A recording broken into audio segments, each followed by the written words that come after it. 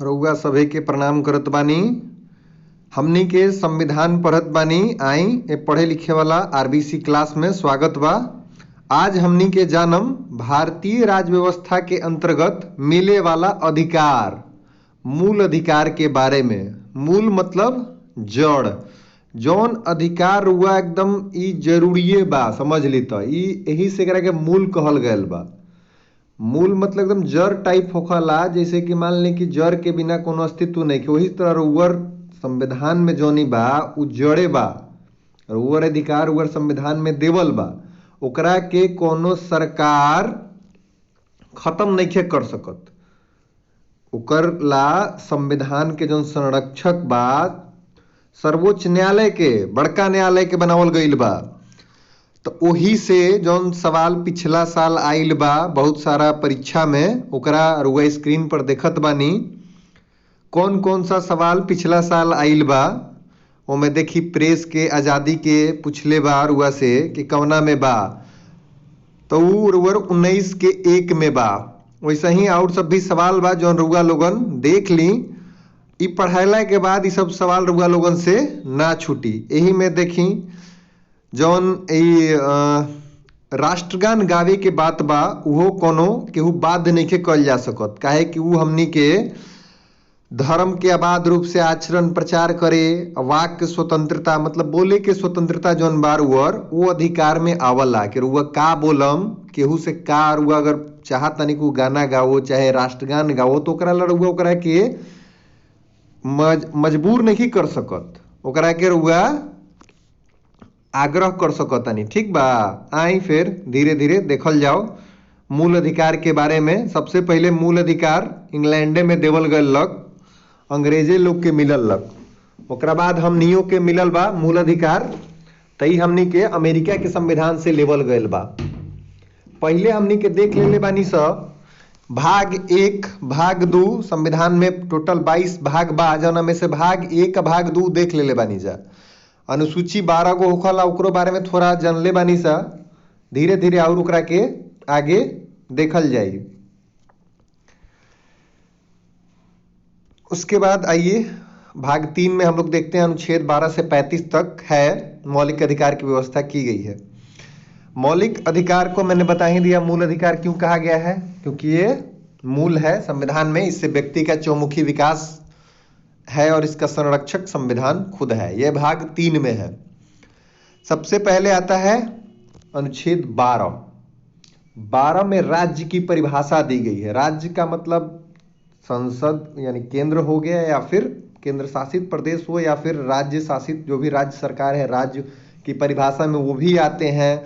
कोई संस्था हो गई जैसे LIC ONGC, ये सभी जो है राज्य की परिभाषा में आते हैं। तो 12 में राज्य की परिभाषा दी गई है। फिर अनुच्छेद 13 की बात करते हैं हम, तो अनुच्छेद 13 ये आपको संसद को जो मूल अधिकार से संबंधित नियम है उसमें कमी ना हो, या फिर मूल ढांचा जैसे कुछ संविधान के मूल ढांचा उनमें परिवर्तन वाले जो संशोधन है वो नहीं हो सकते हैं, इस बात के लिए रोकता है अनुच्छेद 13। मूल अधिकार हमारे पास पहले 7 थे, तो 44वां संविधान संशोधन द्वारा उन संपत्ति के अधिकार को पूरी तरह से हटा के यह एक विधिक अधिकार बना दिया गया। अनुच्छेद 300A में जोड़ दिया गया। संपत्ति का अधिकार अनुच्छेद 31 और 19 के 6 में था। देख लेते हैं कौन कौन से हमारे मूल अधिकार हैं। समानता का अधिकार अनुच्छेद 14 से 18, स्वतंत्रता का अधिकार अनुच्छेद 19 से 22, बलात् श्रम के विरुद्ध अनुच्छेद 23 से 24, धार्मिक स्वतंत्रता 25 से 28, संपत्ति का अधिकार जो कि अब समाप्त हो चुका है, अल्पसंख्यक संस्कृति को संरक्षित करने का अधिकार अनुच्छेद 29-30। अनुच्छेद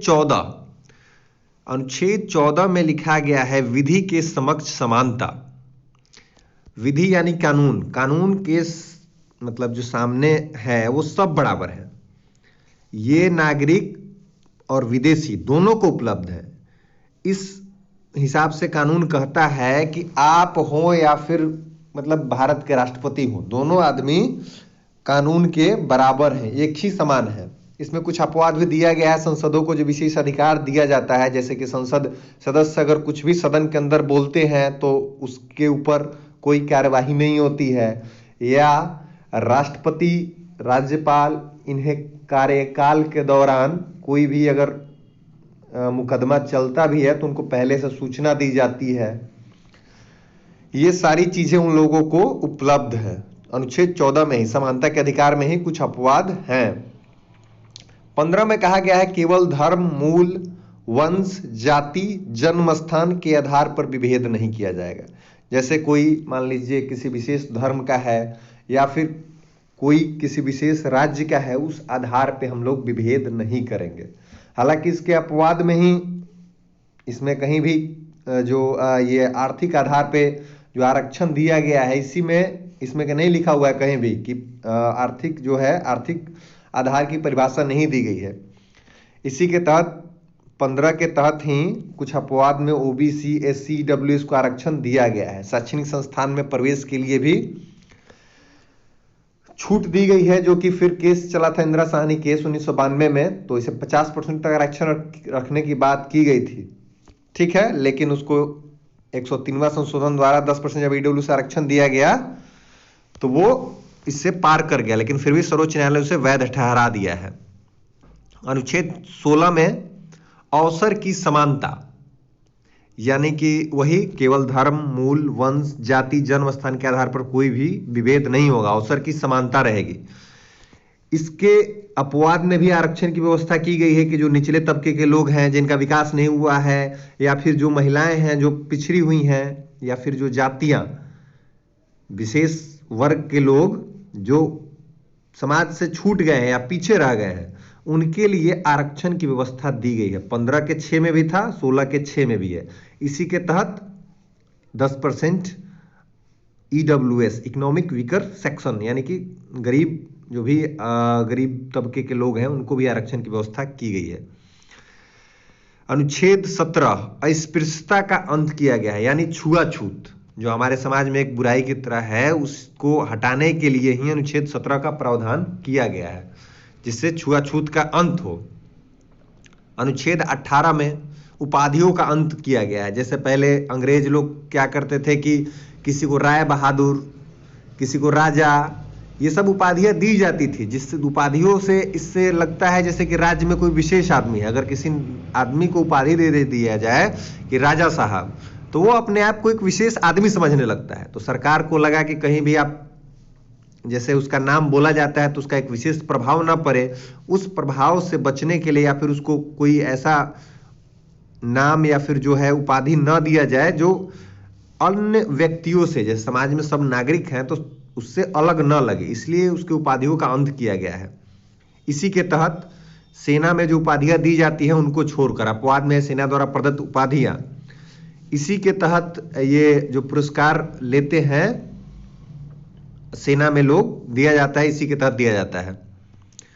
स्वतंत्रता का अधिकार, इसमें 7 तरह की स्वतंत्रता दी गई थी, लेकिन एक जो है संपत्ति का अधिकार, उसको अब विधि का अधिकार बना दिया गया है। 1951 में ही इसको हटाया गया था, 19 के 6 को। 19 में और क्या क्या है? प्रेस की स्वतंत्रता है, आपको कहीं भी भारत में अबाध भ्रमण की स्वतंत्रता है, समूह बनाने की स्वतंत्रता है, कहीं भी बसने की स्वतंत्रता है, आप कहीं भी घूम आ जा सकते हैं। इन सारे चीजों की स्वतंत्रता आपको 19 के जो भी भाग है 6, अभी तो 6 छठा समाप्त हो गया, तो 7वां भाग को लेके ये सभी स्वतंत्रता आपको दी गई है। सम्मेलन भी कर सकते हैं, हड़ताल करने का अधिकार आपको नहीं है, विरोध कर सकते हैं, प्रदर्शन कर सकते हैं, लेकिन हड़ताल आप नहीं कर सकते हैं। प्रेस की स्वतंत्रता भी इसी में दी हुई है, 19 के क के ए में इसी में दिया हुआ है। फिर आगे हम लोग 20 देखते हैं। 20 में आपके बात की गई है कि आपको अपराध के दोष सिद्धि के संबंध में संरक्षण, जैसे आपने अगर दोष जिसे आप अपराध किए हैं, लेकिन आपको उस अपराध को मानने के लिए बाध्य नहीं किया जा सकता, उसका दबाव नहीं बनाया जाएगा कि आप अपने विरुद्ध गवाही दीजिए, इसके लिए संसद रोकता है आपको। उसके बाद उसी में बात की गई है कि एक जैसे अगर किसी चीज के लिए आपको सजा मिल गई, किसी काम के लिए, सपोज दैट कि आपने कोई भी गलत काम किया, आपने गलत साइड से रोड पार किया, तो उसके लिए सजा एक बार मिल गई, उसके लिए दोबारा फिर आपको सजा नहीं मिलेगी उस अपराध के लिए। फिर दोबारा कीजिएगा तो मिलवे करेगा, लेकिन उस समय नहीं दिया जाएगा। उसी में फिर आपको बात की गई है कि आपको जो ये है सजा मिलेगी, वो उस समय जो भी कानून रहेगा उसी कानून के हिसाब से ही आपको सजा मिलेगी। ये नहीं कि आज हेलमेट नहीं पहनने का 500 रुपया फाइन है, तो आज आपने हेलमेट नहीं पहना तो 500 रुपया फाइन आपने दे दिया, कल होके सरकार ने 2000 फाइन कर दिया। तो ऐसा तो नहीं ना है कि आप तो आज 9 तारीख को मान लीजिए हेलमेट का 500 फाइन था, आज आपने हेलमेट नहीं पहना था, 10 तारीख को सरकार ने 2000 रख दिया, तो 2000 आप नहीं ना दीजिएगा। 9 तारीख के डेट में 500 था तो आपको 500 ही देना है। ये बात भी अनुच्छेद 20 में कही गई है। उसके बाद अनुच्छेद 21 में प्राण एवं दैहिक स्वतंत्रता की बात की गई है। जैसे इसी में आपको विदेश यात्रा 21 में ही 21 की विस्तृत व्याख्या की गई है। और ये अनुच्छेद 20 और 21 दोनों राष्ट्रीय आपातकाल के मतलब मामले में इसको नहीं किया जा सकता, क्या बोलते हैं, समाप्त नहीं किया जा सकता है 20 और 21 दोनों को। तो 20 तो हमने बता दिया कि अपराधी, उस समय भी आपको नहीं कहा जाए कि अपना अपराध एक्सेप्ट कर लीजिए। अनुच्छेद 21 में आपको बहुत सारे अधिकार दिए गए, जिसकी व्याख्या बहुत दिन बाद न्यायालय ने की थी। मेनका गांधी मामला केस चला था 1978 में, उसी में उन्होंने विस्तृत व्याख्या की थी। पहले इसकी नैरेटिव व्याख्या मतलब कि सूक्ष्म व्याख्या की गई थी, लेकिन उसको बाद में फिर और भी अधिकार आपको दिया गया। जैसे आपको निजता का अधिकार, जैसे आपका फोटो कोई दूसरा नहीं ले सकता है, आपका कॉल रिकॉर्डिंग कोई नहीं कर सकता है, ये सब आपका निजता का उल्लंघन है होगा। निःशुल्क कानून की सहायता की व्यवस्था की गई है। 14 वर्ष तक की उम्र तक के बच्चों को निःशुल्क शिक्षा की बात की गई है। आपको ये हथकड़ी लगाने, सार्वजनिक फांसी, निष्पक्ष सुनवाई, मतलब आपकी प्रतिष्ठा के साथ जीना, आपको सोने का अधिकार, सूचना का अधिकार, सारा अधिकार इसमें बहुत सारा जो है डिस्क्राइब किया गया। लगभग 30-35 के करीब अधिकार दिए हुए हैं। उसके बाद अनुच्छेद 22 गिरफ्तारी के संबंध में संरक्षण। गिरफ्तारी आपकी जब होती है उसके संबंध में भी बोला गया है कि 24 घंटे के अंदर आने जाने के समय को छोड़कर न्यायालय में प्रस्तुत करना है। आपको क्यों गिरफ्तार किया गया उसके लिए बताना। आपको ये क्या बोलते हैं, जैसे कोर्ट वकील, आपको अपने पसंद का वकील रखना होगा, वो रखने के लिए स्वतंत्रता रहती है। ये अगर किसी शत्रु देश का अगर कोई गिरफ्तार होता है तो उसके लिए ये सब छूट नहीं है। ठीक है। अनुच्छेद 23 में बंधुआ मजदूरी, बंधुआ मजदूरी का जो है समापन किया गया है एक तरह से, मतलब बंधुआ मजदूरी को समाप्त करने के लिए प्रावधान किया गया है कि कोई भी बंधुआ मजदूरी नहीं कराएगा। अनुच्छेद 24 जिसमें कारखानों में बालक के नियोजन का प्रतिषेध है। आप लोग जानते हैं 14 वर्ष तक के बच्चों को जहां शिक्षा का अधिकार मिला हुआ है, उनको 14 वर्ष तक कोई किसी भी फैक्ट्री हो गया या फिर जो भी हो गया उसको उसमें काम करने का आप उसको नहीं काम पे रख सकते हैं।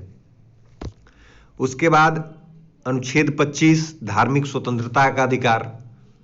धार्मिक स्वतंत्रता मतलब किसी भी धर्म को आप मान सकते हैं, इसकी स्वतंत्रता अनुच्छेद 25 में दी गई है। इसी के तहत सिख लोग अपना कृपान धारण करते हैं। अनुच्छेद 26 में बोला गया है कि आप किसी भी धर्म के मतलब जो कार्य का प्रबंध होता है या फिर धर्म के संस्था की स्थापना होती है, अपना जो भी मतलब कि जिस तरह से आप अपना उस धर्म के कुछ इकट्ठा करना चाहते हैं, उसका संपत्ति अर्जन और स्वामित्व जो भी रहता है उसके अधिकार के लिए स्वतंत्रता है कि आप अपने धर्म का मतलब बढ़ावा के लिए आप जो भी करना चाहते हैं कर सकते हैं। अनुच्छेद 26 के अंतर्गत उसका प्रबंध कीजिए, सामूहिक आयोजन करवाइए, अपने धर्म का प्रचार प्रसार कीजिए, इसकी स्वतंत्रता है। अनुच्छेद 27 ये कर में छूट के लेके है कि आप जो है किसी धार्मिक संस्थान या जो भी है उसके लिए कोई भी राज्य विशेष धन जारी नहीं करेगा, मतलब राज्य सरकार किसी भी धर्म को बढ़ावा नहीं देगी, क्योंकि हम लोग धर्म निरपेक्ष हैं। यह हमारे प्रस्तावना में ही शब्द जोड़ा गया है 42वें संविधान संशोधन में कि हम लोग धर्म निरपेक्ष हैं। तो राज्य सरकार या फिर केंद्र सरकार किसी धर्म विशेष के लिए कोई राशि नहीं जारी करेगी। उसके बाद अनुच्छेद 28 धार्मिक शिक्षा में उपस्थित होना, ये मतलब बताया गया है, इसमें बहुत सारे प्रावधान किए गए हैं कि अगर राजनिधि से कोई संस्था चल रहा है, जैसे मान लीजिए मदरसा ही चल रहा है, कोई विद्यालय चल रहा है, संस्कृत विद्यालय ही चल रहा है, तो ये कहा गया है कि राजनिधि से अगर उसको पैसा मिल रहा है तो कोई धार्मिक शिक्षा नहीं दी जाएगी। लेकिन अगर उन्होंने अपना खुद ही बनाया हुआ है बोर्ड वगैरह, तो वो उसमें अपना शिक्षा दे सकते हैं, जिसमें राज्य सरकार का पैसा न लगता हो, उसमें वो अपना शिक्षा दे सकते हैं।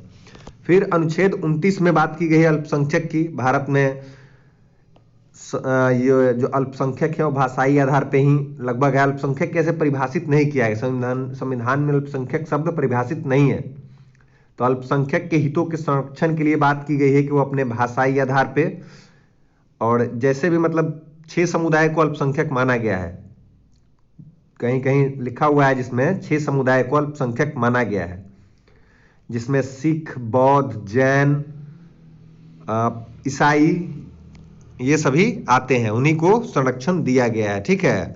उसके बाद अनुच्छेद 30 में अल्पसंख्यक को शिक्षण संस्थान स्थापना और संचालन का अधिकार, वही बात है कि अपनी रुचि के शिक्षा संस्थाओं की स्थापना और प्रशासन का अधिकार होगा अल्पसंख्यकों के लिए, लेकिन वही राज्य इनमें आर्थिक सहायता या फिर ऐसा कुछ नहीं करेगा, और राज्य के हिसाब से उनका पाठ्यक्रम चलेगा अगर वो राज्य से लेते हैं अनुदान तब।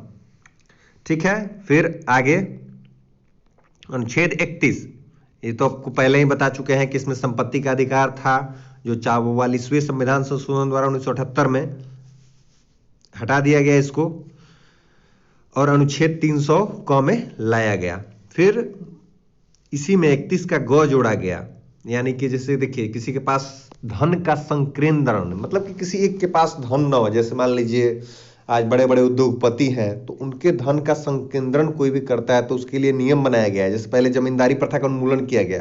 क्यों किया गया? क्योंकि एक ही आदमी के पास 1,000 बीघा जमीन है, दूसरे के पास खेती के लिए जमीन ही नहीं है, तो वो सारी व्यवस्था को धन का संकेंद्रण मतलब एकत्रित न कर पाए कोई उतना उस हिसाब से धन, उसके लिए उसको इसमें 31 का ग जोड़ा गया, जो कि 31 का ग जब भी 31 का ग लागू किया जाएगा तो वहां पे विधि के समक्ष समानता वाला 14 अनुच्छेद 14 वहां नहीं लागू हो पाता है।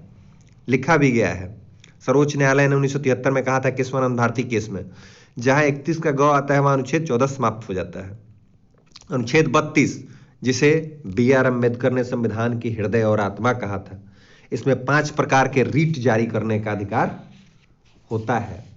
5 प्रकार के रीट कौन कौन से हैं? बंदी प्रत्यक्षीकरण, जैसे मान लीजिए कोई जेल में बंद है, अब ये नहीं कि किसी को सजा मिल गया है उसके लिए जेल में बंद है, उसके लिए नहीं, या फिर जो जिसके ऊपर मुकदमा चल रहा है, कोई उच्च न्यायालय या फिर राज्य सरकार ने कोई कार्रवाई किया है उसके लिए नहीं, जो इसी तरह हिरासत में लिया गया है और मतलब सर्वोच्च न्यायालय में लगता है कि अवैध तरीका से लिया गया है, तो उसको बंदी, उसको प्रस्तुत करने के लिए कहा जाएगा पुलिस को कि इनको प्रस्तुत किया जाए न्यायालय में। उसके बाद परमादेश, परमादेश का मतलब यह है कि मतलब एक आदेश जो कि सर्वोच्च न्यायालय देता है और उनसे मतलब प्राइवेट सार्वजनिक अधिकारी जो भी रहते हैं उनको पूछा जाता है कि हाँ ये काम या फिर ये क्यों नहीं हो रहा है। निजी इकाई के विरुद्ध भी जारी होता है, जैसे प्राइवेट कंपनी के विरुद्ध भी जारी होता है कि क्यों नहीं जारी हो रहा है। उसके बाद तीसरा है प्रतिषेध। प्रतिषेध मतलब सेध यानी कि मना करना, प्रतिषेध या निषेध जिसका अर्थ होता है कि मना करना, किसी काम को मना करना।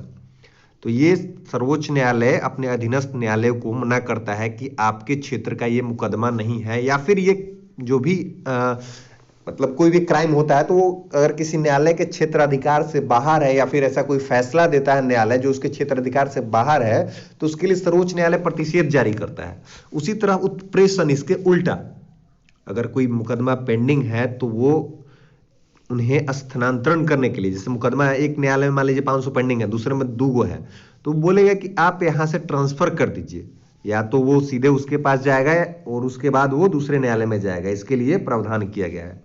उसके बाद अधिकार परीक्षा है। इस तरह 5 रिट हैं आपके पास। अनुच्छेद 33 जिसमें सैन्य मूल अधिकार अधिनियम है, यानी कि तीनों जो भी सेना होती है उनके मूल अधिकार के लिए संसद के पास अधिकार है कि उनके मूल अधिकार को कम करे। ये अधिकार संसद के पास है, क्योंकि सेना जो है केंद्र के पास होती है, राज्य के पास तो पुलिस होता है। तो सेना का जो मूल अधिकार है उसके नियमन को लेकर संसद नियम बना सकती है कि हाँ, उनके अधिकार को, जैसे जो भी नागरिक को अधिकार उपलब्ध है उतने सेना में अधिकार उपलब्ध नहीं होते हैं। बहुत सारा चीज जैसे हम लोग जो बोल देते हैं, जो कर देते हैं, अभिव्यक्ति की स्वतंत्रता, या फिर जिस नाम पे अपना कुछ भी पोस्ट कर देते हैं ऑनलाइन सोशल मीडिया पे, लेकिन वहां पे सेना में इस तरह से व्यवस्था नहीं है। सेना में लिमिट अधिकार को लिमिटेड किया गया है, मतलब नियंत्रित अधिकार दिया गया है। अनुच्छेद 34 मार्शल लॉ संबंधी अधिनियम, मान लीजिए किसी क्षेत्र में किसी एक पार्टिकुलर जगह पे, जैसे छपरा जिला में ही मार्शल लॉ लगा दिया जाए, जो कि लगा भी था आपके 1857 के क्रांति में। मार्शल लॉ लगने पे वहां के लोगों के अधिकार भी सीमित हो जाते हैं। अनुच्छेद 35, संसद केवल मूल अधिकार को प्रभावी बनाने वाले कानून बना सकती है। संसद मूल अधिकार को प्रभावी बनाने वाले कानून बना सकती है। जैसे आप लोगों ने पढ़ा कि अनुच्छेद 17 में अस्पृश्यता का अंत है, तो उस अंत करने के लिए क्या क्या संसद कानून बना सकती है, उस संबंध में संसद को अधिकार है कि वो उसको कानून बना सकती है। मूल अधिकार का सुरक्षण ये सब दिया गया है। उसके बाद इसमें कुछ अलग नहीं है। उसके मूल अधिकार के अलावे भी कुछ अधिकार है, जैसे अनुच्छेद 300 का संपत्ति में, 301 कहीं भी मतलब भारत में व्यापार करने का अधिकार, अनुच्छेद 265 है जिसमें बिना कानून के कोई कर नहीं लगाया जाएगा, ये भी एक अधिकार में आता है। जैसे टैक्स स्लैब अगर है, चाहे जो भी टैक्स है, वो पहले कानून बनेगा 265 के अंतर्गत, उसके बाद ही उस पर लगेगा। मूल अधिकारों का निलंबन भी होता है। मूल अधिकार का निलंबन आप लोग जानते हैं, जब राष्ट्रपति राष्ट्रीय आपातकाल लगता है उस समय मूल अधिकार का निलंबन हो जाता है। तो उसमें मूल अधिकार 359 तो ऑटोमेटिक एक्टिवेट हो जाता है, जिसमें 19 के तहत प्रदत्त 6 अधिकार जो हैं मतलब तुरंत समाप्त हो जाते हैं। जैसे ही आपका लागू होता है 352, 358 में जो है, 358 में क्या है, जैसे कि 19 के तहत जो बोलने की स्वतंत्रता, निर्बाध रूप से घूमने की स्वतंत्रता, बसने की स्वतंत्रता, ये सब अनुच्छेद 19 के तहत प्रदत्त अधिकार 358 एक्टिवेट हो जाता है। जैसे ही देश में आपातकाल लगता है समाप्त हो जाता है। लेकिन अनुच्छेद 359 जिसके अंतर्गत और सारे मूल अधिकार 12 से लेकर 35 तक अभी मैंने बताया, उसमें से 20-21 को छोड़कर अगर पूरा एक्टिवेट यानी कि पूरे को लागू करना है, अधिकार का मूल अधिकार का समाप्त करना है, उस समय मतलब स्थगित हो जाते हैं, समाप्त तो नहीं होते, स्थगित हो जाते हैं। तो उसके लिए अनुच्छेद 359 के लिए फिर पार्टिकुलरली आदेश जारी करना पड़ता है। आशा करता हूं आप सभी को समझ में आया होगा। पढ़ते रहिए, बढ़ते रहिए। इससे पिछले क्लास का आपको वीडियो का डिस्क्रिप्शन में लिंक मिल जाएगा, और पीडीएफ के लिए टेलीग्राम ग्रुप ज्वाइन कीजिए।